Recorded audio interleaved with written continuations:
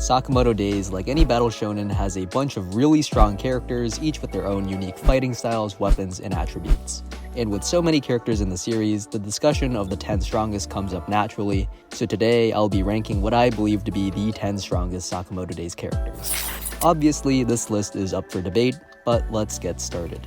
At number 10, we have Kumomi. Kumonomi's electromagnet makes her really annoying to fight for anyone that doesn't have an immense amount of strength or a way to bypass her magnet, and her fighting style complements her weapon really well.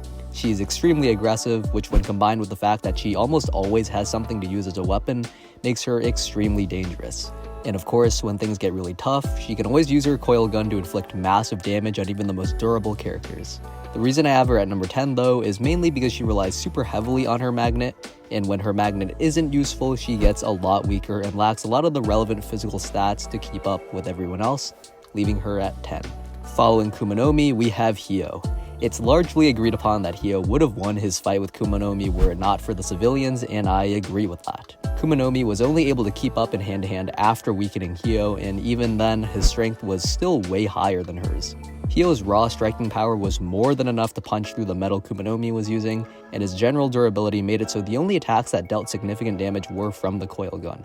As a whole, Hyo's overwhelming strength and durability make him a really tough opponent for anyone, but his fighting style lacks versatility and the rest of his stats aren't really enough to put him much higher, so he's stuck at number 9. At number 8, we have the current skinny Sakamoto. This might be a little contentious, but I don't think the Sakamoto we see right now, even in his skinny form, is cracking the top 5. It's been shown numerous times that Sakamoto has to enter his skinny form to keep up with the upper tiers of the verse, and even when he does enter his skinny form, it's no longer shown that he's automatically winning his fights. He flat out loses to 3 other people that are on the list, but we'll save that for later. Despite Sakamoto being so low, I do still think that he's incredibly strong. He might be weaker than Hyo in raw strength, but he more than makes up for that in speed, versatility, and battle IQ, which is why I also think he'd be able to beat Kumomi. But everyone else on the list outmatches him, so he's number 8. For our 7th spot, we have Kanaguri. Kanaguri straight up beat Sakamoto while faking his damage throughout their entire fight, so I think it's fair to have him above Sakamoto. I do think Kanaguri has a really good shot of beating Hyo and Kumomi as well, mainly off the fact that not only are his durability and endurance insanely high, but he's seemingly able to pull off random increases in strength purely based off his mood. Get Kanaguri motivated about movies and he might just speed blitz everyone below him on the list. Of course, if he gets demotivated, he becomes significantly weaker, but this doesn't seem to happen all too often, and I do believe that Kanaguri would be able to end the fight with the people below him on the list, either before that happens or simply find motivation again like he did with Sakamoto, and then go on to beat them. The same can't be said for the people above him though, so Kanaguri remains at number 7. At number 6, we have a new order member, Torres. Despite his limited showings, Torres tentatively earns the spot for his performance against skinny Sakamoto. While he didn't do as much damage as Kanaguri, Sakamoto walks away from their fight thinking that he lost and notes that had Torres actually been fighting with the intention to kill, he would be dead. Kanaguri very obviously was fighting to kill Sakamoto and still had some struggle until he managed to trick Sakamoto, whereas Torres managed to deal pretty decent damage to Sakamoto while only really fighting to test the waters. Additionally, only one character has actually managed to harm Torres, while Kanaguri had to be bandaged after his fight with Sakamoto. I still think a large portion of the damage he took was faked, particularly in terms of the blood, but Kanaguri likely still had some bruising after fighting Sakamoto, while Torres is just chilling and, like I said earlier, has only been hurt by one character. This is definitely subject to change as we get to see more of what Torres can do, but at least for now, his performance against Sakamoto puts him above Kanaguri and by extension, everyone that's below Kanaguri. Entering into the top 5, we have Shishiba. Shishiba went 1v2 with Kumomi and Haruma for an extended amount of time, and while it appeared that he might have been on the back foot when we were introduced to their fight, it wasn't particularly significant and was obvious that Shishiba managed to deal damage to both of them as well. On top of this, Shishiba was able to take out Yotsumura, former number 2 of the order, while potentially holding back through most of their fight, and has generally shown himself to be a really competent fighter. He isn't as flashy as the people below him on the list, but his simple fighting style, solid battle IQ, and his showings against people like Yotsumura, Haruma, Kumomi, and to a lesser extent Carolina Reaper lead me to believe that he's top 5 material. The only knock I have for Shishiba is that he was unable to damage Torres and instead had his hammer chipped away, but that's literally one interaction, meaning that an extended fight between the two has the potential to go much differently, and I believe Shishiba still has the raw stats to keep up. At number 4, we have Gaku. While I do think Shishiba vs Gaku is an extremely close match, Gaku has better feats in scaling from characters that I hold to be stronger than Shishiba, so he's one spot above him. Like Shishiba, Gaku is a simple guy. He hits hard, moves fast, and can take a lot of damage. Where he separates from Shishiba though is in his weapon, which not only covers close range but long range as well since it can shoot a laser.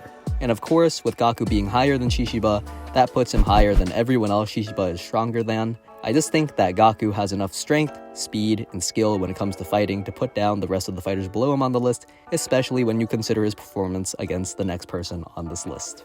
Starting off our top 3, we have Nagumo. Nagumo has fairly solid statements and showings that lead me to believe that he's number 3 in the verse. For starters, he beat Gaku in a 1v1, and depending on your interpretation of the fight, he could have done that with anywhere from mid to high difficulty. On top of this, you have Granny Mia saying that Nagumo is way stronger than Sakamoto now, which, while Granny Mia was referring to a fat Sakamoto, you can use Uzuki's statement about Nagumo being top 2 in the order to mean that he should be a decent bit stronger than even skinny Sakamoto, considering the weaker order members that skinny Sakamoto loses to. And as a whole, Nagumo is just a really tough opponent for anyone to fight. While his raw strength might be a little lower than Gaku's, he has comparable if not slightly higher speed, much more versatility with his weapon, and a much higher battle IQ, which makes for a really deadly combination when paired with his trickster fighting style, making him the 3rd strongest in Sakamoto Days. Number 1 and number 2 can be easily swapped, so I'm going to move into honorable mentions now. The people that I have in honorable mentions are here mainly because they're really hard to scale. The series obviously shows them to be pretty strong, but whether it be due to limited screen time or an unconventional fighting style, I have a tough time scaling them to everyone else on this list, so they get thrown in here. It's possible that some of the people here are stronger than the people on the main list, but until Suzuki gives us more concrete scaling, they'll be stuck in honorable mentions. Now let's actually talk about these honorable mentions. First off is Kamihate. Kamihate has the ability to kill pretty much anyone in the series with a well-placed shot, but their sniper fighting style makes a matchup with them really hard to decide since it's so dependent on location. Not to mention the fact that pretty much everyone in the series can dodge bullets, so I have trouble putting Kamihate on the main list. Next is Kindaka. This is a little contentious, but we've never seen Kindaka in his prime, and he's been shown to be able to actually take damage on several occasions. I'd be willing to put Kindaka on the main list if he fought with a full intent to kill all the time, but even when he's out to get Sakamoto's bounty and doesn't know who he's fighting, he isn't able to instantly put him down, so he's an honorable mention for now. We also have Yotsumura here. Yotsumura is definitely really strong, but he literally only has one fight which he loses, so I can't really put him on the main list until we get to see him in some more showings and fights. Next up is Rion. She has a decent performance against Kindaka in the flashback, but again, we don't get to see much from her in an extended fight, and we also can't scale Kindaka too accurately. She's made out to be really strong, but until we get to see what Rion was fully capable of, she's going in honorable mentions. For our second to last honorable mention, we have Haruma. Shishiba says he's as strong as Hio, but his sports fighting style really lowers his overall strength. You could argue that he's stronger since Haruma himself states that he fights with sports to make things more fair, but we never get to see him really go all out since he dies in the same arc, so he's stuck here. Our last honorable mention is Osaragi. We know she's weaker than Gaku in striking strength, but so is Nagumo, so it doesn't mean much. Osaragi has also literally only ever fought fodder, so until we get a fight where Osaragi actually has to try, I will be leaving her in honorable mentions.